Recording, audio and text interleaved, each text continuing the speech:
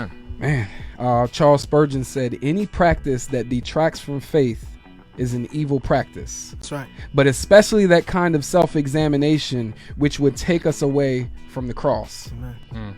And I thought that True was that. just dope. You're talking about somebody that struggled with depression, man. Exactly. Yeah. Exactly. Depression is nothing new to believers. Yeah. This isn't a 21st century thing, because we seem to think that mental health is just this Right. new thing that has come around. No, it's been around. Yeah. And Charles Spurgeon talked about it a lot. Yeah. I've heard him speak on dealing with all of those things right there. Martin Luther.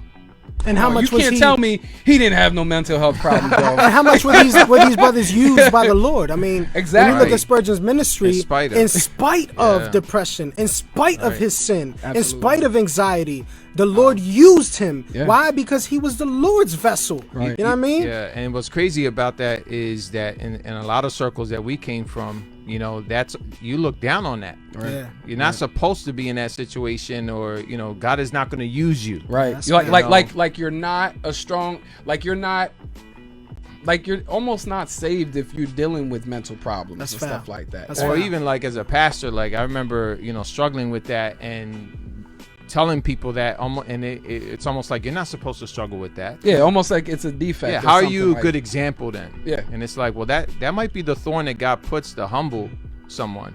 You know what I'm saying? Yeah. To keep them before God's feet. Absolutely. So that could happen. I think one of the greatest weapons that the believers have is transparency. You know what I mean? Like, we have the ability to be transparent about our sins with the acknowledgement that we're not condemned. Right. Like, we can be transparent, and transparency enable us to continue to do the work of God without the guilty conscience. Right. We can leave that behind. Hebrews 9, right? We've been cleansed of our conscience Right. so that we can worship God. Right. We have to be transparent, man. I was Yeah. talking to a brother about that the other day. Right. You can struggle with these things and not be condemned. Right. Absolutely. That's right. You're Absolutely. not condemned. You're not- Absolutely. because of Christ. Right.